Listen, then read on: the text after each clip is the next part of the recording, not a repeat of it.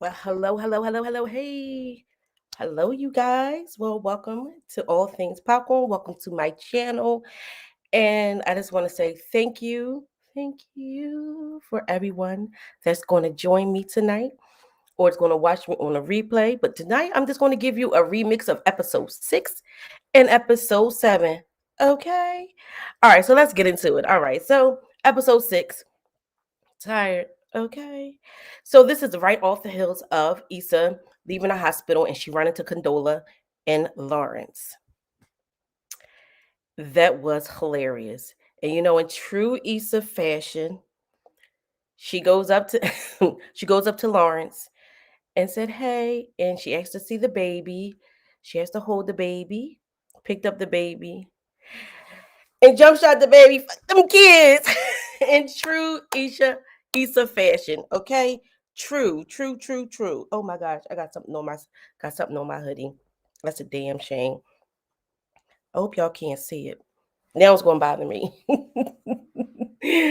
But of course, true Issa fashion, she daydreamed it or whatever like that. But seeing him and Condola and the baby just brought up some real feelings about, it's about her and it made it very real, in my opinion, of their relationship. It was hilarious.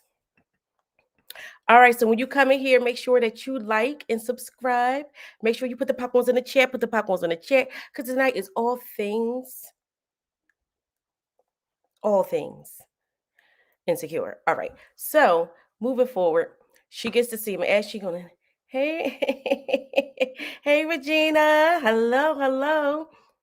Thank you for coming in here. Hey, girl, I'm not missing this one for sure. Thank you for coming in the chat. Thank you. Make sure you like when you come up in here because after this, we have another show after this. And I hope you stay. I'm only going to give you guys the remix of episode 6 and 7. All right. So we go, but after her seeing him, did stir some emotions, And when you think you out of sight, out of mind, but when you see it's very real.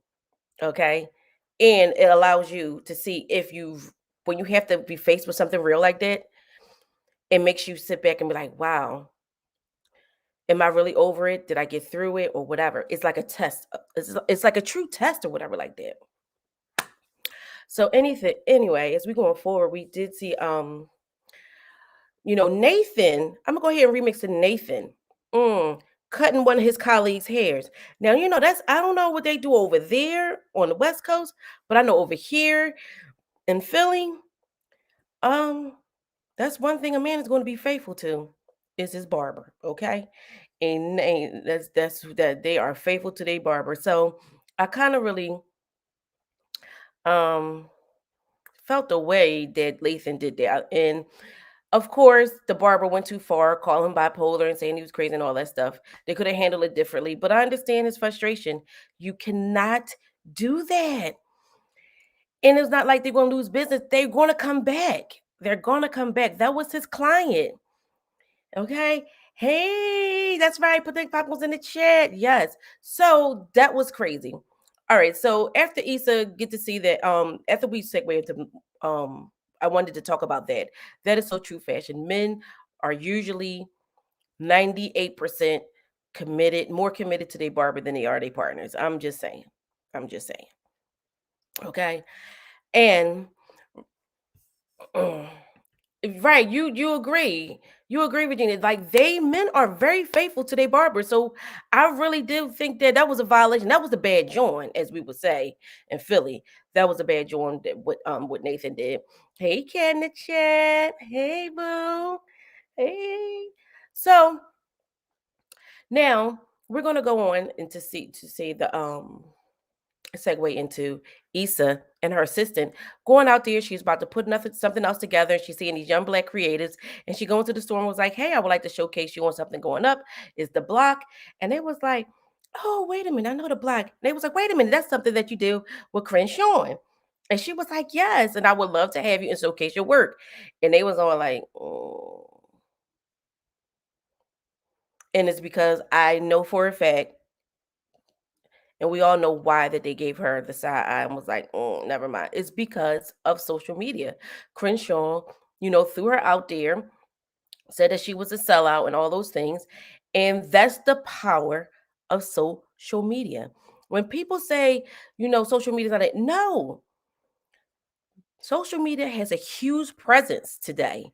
It really can make a person blow up, and it can definitely hurt a person's business or hurt someone indirectly, personal, in a personal life.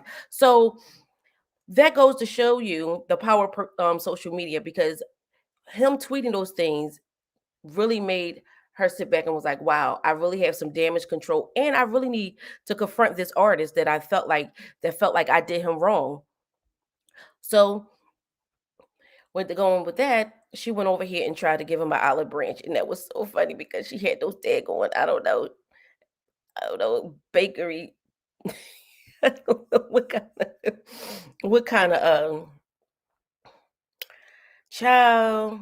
It wasn't even a bakery. I guess it was supermarket bakery. Don't I'm not even gonna sleep on a supermarket bakery because sometimes they joints do be banging, okay? But maybe processed on a shelf in the middle aisle type of bakery, bakery brownies and stuff like that. And I'm glad that she wanted to go and talk to Krishan and confront him. And confrontation and confronting somebody is not always a negative thing. You're just confronting them about the problem.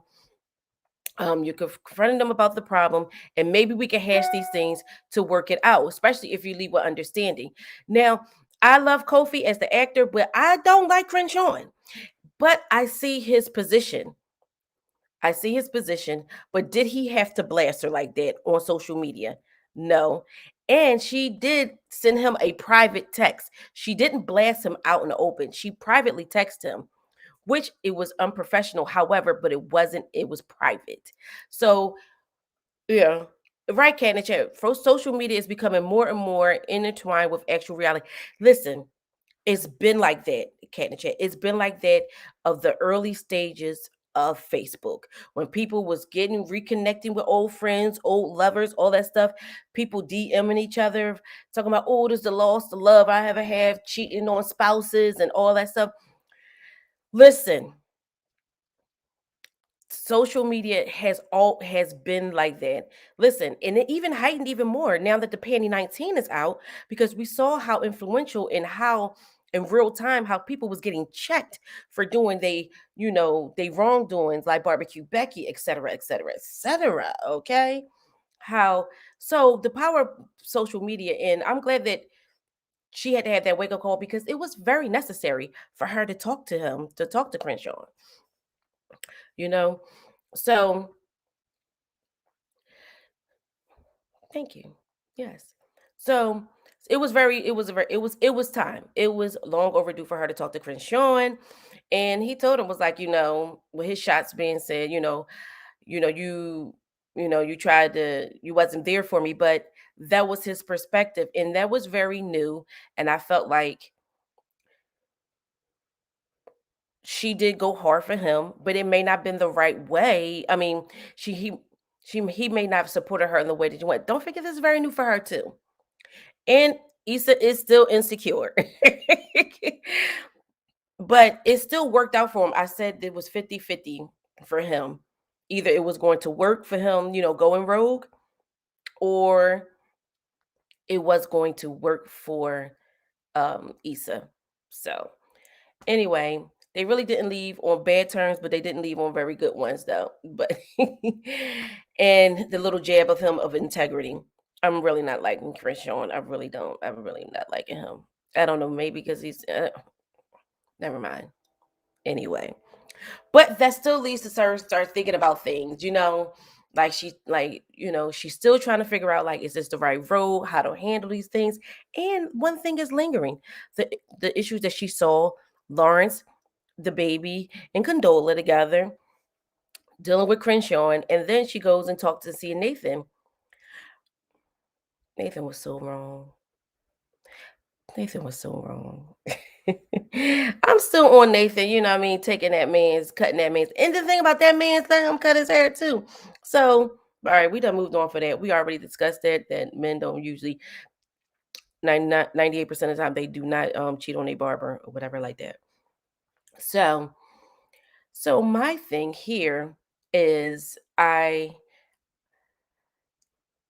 when all that heaviness came on and they met up with each other for dinner, Nathan was just thinking about, like, maybe I need to move on from the barbershop. Is not probably a right place because of the confrontation that he had with his colleague. And that was a segue of Issa just starting to think about things like, well, is this about me too? Like, you not liking you're not feeling the barber, so you want to move on, and you're not telling me how you feel about me. Now, a couple episodes ago, or maybe I think it was my last live when we talked about this, I did talk about the fact that he didn't say it, maybe because he don't love her. But that's not may not be true. You know what I'm saying? Because sitting back thinking, like, Issa really was trying to make him love her or say it, because he probably do, but say it in her time when she wanted to, instead of him just doing it on his own, doing it on his own terms. So, child, this is the last season, girl. Yes, it's the best time. You better binge. You better binge. You better binge watch Insecure, honey. Okay, from season 1 to season 5, and this is season 5. I mean, bye. This is number 5. It's the last season. They wrapping things up. So, and Issa was upset and was like, you haven't told, I told you I love you and you haven't said it back to me. Do you want to talk about that? And they didn't really have a really good exchange about that, because once again, he said that she's all over the place. Projection is always like that. When someone is upset, then another person is upset, and then they bring up the issue. They should have talked about things when they're not upset. And that guy in the barbershop said that he was all over the place and called him bipolar. And then he said that to Issa. Well, pretty much saying that Issa was inconsistent. I mean, was that really projection on his part? I don't think so. I don't think so. I don't think so. I don't think so. So let me moonwalk back on that one, okay? I don't think I'm gonna moonwalk on that and go back and say no, it wasn't projection. But Issa can be all over the place. She really can.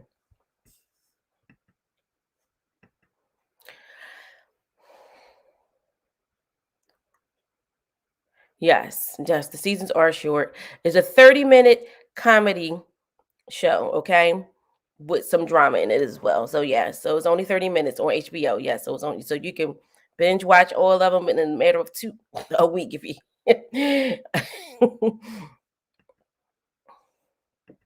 So yeah. So this is where we're talking about, um and now we're going over to Molly.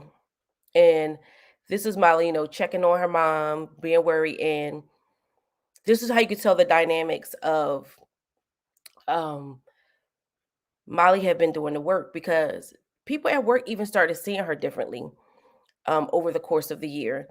And she not beefing, or her colleague, the guy is not, they're not beefing with each other, or not, I wouldn't say beefing. That's a hard word. I would say that, he's hella mean, okay? He's hella mean. And he's matter of fact. But he could tell that Molly is not 100% Molly, because Molly is over there worrying about, she's worrying about her mom. And being as though that Molly is career oriented, and she tried to keep um work in her home, especially her personal life, very separate from work. But as their colleagues, they had a big presentation today, and he took it on. And then later on, they had had happy hour with her other colleagues or whatever like that. And he was just talking to her colleague was like, what's really going on, and she allowed herself to be a little bit vulnerable and was like, look, it's my mom. She had a stroke. And he was like, damn, you've been going through all of that and didn't say anything. So I'm glad that she was able to let that weight off. And then, of course, while she's at work, she did get a call and got to see her mom. Her mom woke up from her stroke, but she wasn't able to speak. But it gave her a little bit more peace, and it changed the dynamics of her work relationship with them, especially the guy. I can't think of his name right now. Um, but it doesn't matter. But yeah, but it does because it not only did she, let her guard down, allow herself to be a little bit more vulnerable, they saw each other differently because he had a similar story as well. And they connected and they vibed. I did not see that coming though. I did not see that coming. Hmm. Hmm. Plot thickens. But so as Issa, so we're gonna move on from the remix of episode 6 and one last part of the episode because remember at the beginning of the episode, Issa threw the baby and kicked Condola in the laundry basket. Well, of course, Issa walking home in her own ways and was like thinking about, and she ran thinking about what happened if she ran into Condola. She ran into Condola, and she saw that Condola had a ring, and Condola was like, "Yes, did you know Lawrence is a billionaire now, and his peen grew 2 inches. You know that long stroke you like? Well, it's better." And then she said, "Oh, matter of fact," and then she kicked Issa in the trash. But of course, this is Issa daydreaming about this. This was so hilarious. I love that about that. And then it just went on, and that was the remix of episode 6. So what I'm going to tell you to talk about in episode 6 is the music. Now we can't get into an episode of Insecure without talking about the music. All right, so real quick, the music was my favorite song of episode 6. Probably is going to be Coconut Oil. And Coconut Oil was the song that was played when Issa and her assistant met up with an art crew that was going to that she was trying to have showcase and represent what block that gave her the side eye because what cringe cringe Crenshaw had said about her. So this is real quick if you can hear it.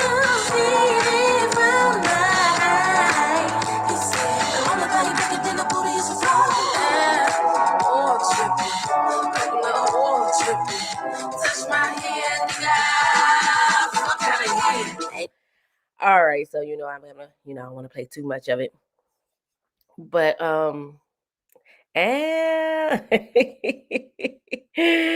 now Cat in the chat, Coconut Oil. That song was my favorite. Okay, so I'm gonna say have one up. All of the songs on that episode was my favorite, but that one stood out because it gave me a little bit of vibe, like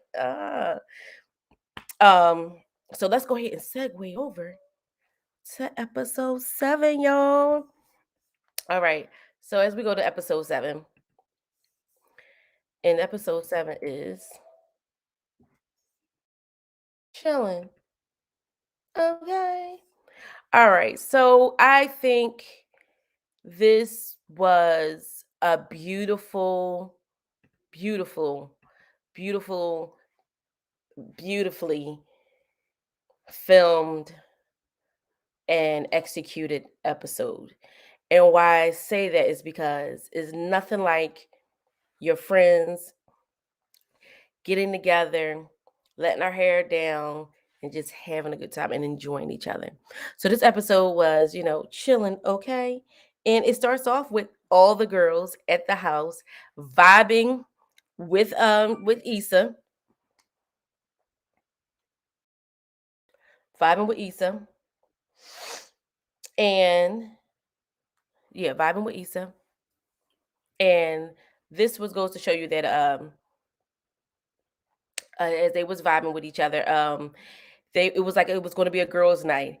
And of course, let me tell you, when they played this song, I believe this song is one of my top 10 songs of all time.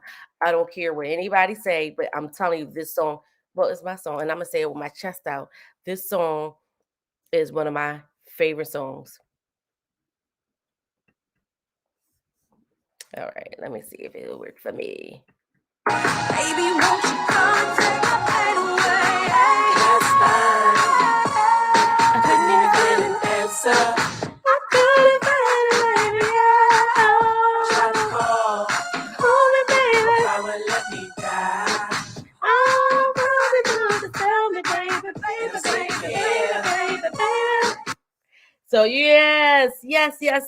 Last night with Diddy.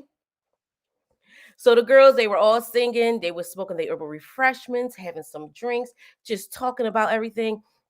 And the subject came up with them putting things in a hat and to asking questions. So, all right, so those that's here or in the replay gang, they talked about who was Issa. It was Issa turn. Who was her sexiest boyfriend? And the consensus came out. It was Daniel. Daniel was. Daniel was he was hands down. Daniel is definitely top tier. But yes, Daniel is top tier. That was him. He was amazing. So they were talking about that. Yeah, I believe it was who they sex with, who they would have sex with, and most of them, all of them was because they all said Daniel, whatever, like that. So they was playing a game like that, and they said, and Issa had brought up the fact that that her and Nathan is like a little bit rocky right now because they call her inconsistent, and her friends was like, oh. And she was like, damn, y'all, I am. And they was like, I mean, so, which, and then she brought up the fact that she saw Lawrence and his baby. And once again, you know, assumptions were made. You know, she saw Lawrence and Condola, and they saw the baby. They was at the doctor's appointment with each other, and she already made the assumption that they got back together. But that could be so farther from the truth because even though they're co-parenting, Lawrence still wants to be at doctor's appointments. And we all saw that in episode 3 that he wanted to be they have doctor's appointments and stuff like that. So that goes ahead to go and segue into uh they was and Kelly was like, well, I saw him a few weeks ago and it wasn't good because Lawrence was popping off at the baby's party. You know what I'm saying? And Tiffany husband had to go check him, was like, let's go move on boxes. It wasn't no boxes. And once again, he always put it on somebody else. I don't like Lawrence. Lawrence is trash. Lawrence literally is trash. I'm sorry. Not sorry. He is. He is, y'all. He's trash. Put the trash cans in the chat. Put the trash cans in the chat. So my thing about the whole situation with Lawrence and Condola, and I'm glad that they were seeing because a lot of times things can either get better, stagnant, or get worse. So, and he is, yes, he is. Tread. Yes. Just throw the whole Lawrence away. So, but I like how Issa just automatically made that assumption that they were back together because they was co-parenting because that's out of her realm. Like she don't know anything about it. You know, she didn't have to go through it. And I like the conversation that she was saying that she was saying that was smart and Tiffany said it doesn't have to be smart. Is whatever makes sense to you. And that's right. You have to do what makes sense to you. And of course, you know, Kelly, the two best friends that she said, she was like, you know what, Issa, that was smart and it makes sense. So, you know, her making that decision made sense to her to let him go while he go and try to do the co-parenting thing with Condola. And we segue over to them, you know, Condola has already, you know, after episode 3, you can see that they are making, you know, progression because he picked up the, you know, he was bringing the baby back and the baby obviously had spent the night over there. I think his name is Elijah, baby Elijah, Mustafa. And he and she was happy and he was like, well, he brought some things in and he offered to help her, put some things together. And at first she was like, no, I could do it. And she was like, all right, go ahead. And I thought that was great because she was allowing him to help and he was offering to help, and it was genuine. And that's a good dynamic to be, because at the end of the day, you want to be a healthy individual so you could be healthy parents to people and be able to, to parent Eli, because you have to find a way, a common ground to get, to get along. And Lawrence and her, as he put the things together, her bookcase together for her, and she saw that she was feeding baby Elijah, and Elijah really wasn't eating, so the baby started. Lawrence said some joke with his nut ass, um, and the baby laughed. Baby Elijah, so cute, and he offered to help. He offered to, he offered he was like, well, here, if you let him eat like this and do the airplane. I thought it was so cute. And baby Elijah did open it. And um she had a moment and looked at it and was like, you're a good dad. And he said that meant a lot to him, her saying that. And this is where you see a moment of him being vulnerable too, and a moment of growth, and another way of us seeing Condola, because Condola always, once again, always well put together, had things going on. And we could see she finally talks about her struggle, her journey during her pregnancy, how she said, you know, she know that she made a decision before, to terminate her pregnancy before, and that she made this decision was like, you could be in a baby's life or not, but I'm going ahead and do it. That she said that when she noticed that they were in a good space, she did contemplate doing that again. And I know that had to be tough for her. And the thing about it is, it's tough for her. And then she couldn't feel like she could allow herself to be vulnerable or give.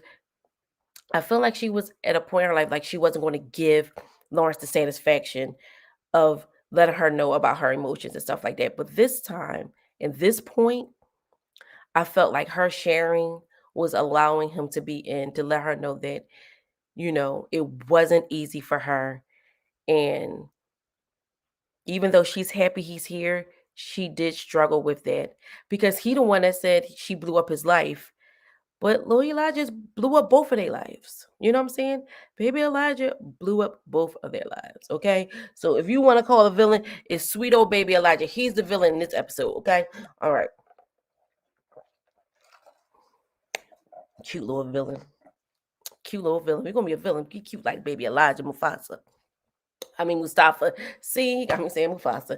All right. All right. So if you're coming in or if you're watching on the replay, I want to thank you for joining me. Make sure you push the like button and subscribe if you haven't already, because we're talking about all things insecure, episode 7, the remix. Okay. So this was a great episode. Again, we're segueing with the girls, having a good time, smoking a herbal refreshing, having some drinks. And this, you can see another part where we talk about Kelly. Kelly, going around the room, and she said, she don't drink anymore. She's walking, meditating, because we're seeing another part of growth for Kelly too, because she wants to be taken seriously. Because on the first episode, it was really us really realizing that we really didn't know Kelly. Kelly was she was smart, she's pretty. I mean, she's smart, she's beautiful, and she's funny. She always have the best jokes. And I think that's what it was. Kelly was the jokester, and she didn't no longer, after her dying, she didn't want to be the joke. She wanted to be taken seriously. And I believe, her making changes in her life, she are showing that she taking steps that she want to be taken seriously. But she's still funny as hell. And I love that they were dancing, vibing with each other, talking about, their struggles and all that stuff. And just being vulnerable, being girlfriends, being sister friends. And they all get dressed and they all get ready for dinner. And it was so funny because everybody always messed with Keisha's shoes. And Tiffany was like, Issa, your shoes. She was like, what? She was like, they nice. She was like, thank you, girl. They all looked cute. And that was a segue for Tiffany to say that she's going to be moving to Denver. Woo. Dad really, took it off. That hurt Kelly, but Kelly and all of them understood you have to do what's best for them. And that was the best setting for her to do it. She was relaxed, she was around her friends, they was all having a good time, and she was allowing herself to be vulnerable too, and was because she knows that's the best thing for her family. They can get more money for they can thrive there financially, but she is going to miss her friends. And she said, and her fear was, what if I have another child? What if I get depressed again? And they reassured her, they was like, look, it's just going to take some planning, but you're only a flight away. And she just said, I don't know what I'm going to do without you guys. That four dynamic. So you can tell how they're wrapping up the season, how they're wrapping up these people lives and their journeys of how they change it and moving on. So that's just like a progressive of any adults or whatever like that. That somebody may move away, move on, have children, while the other one's in her and Derek and baby Simone, are on a next chapter to their lives. So I thought that was sweet. And instead of them going out to dinner, they decided to, take this chance to just really just chill and just enjoy each other's at girlfriends. And I really thought that was really beautifully done. And the other villain of this episode was Denver, Colorado. Yeah, well, I did already. I know should have waited to the end, but I had to say my favorite music. We had talked about the music, and of course, it was last night with Diddy and Keisha Cole. So that was my favorite part of the thing.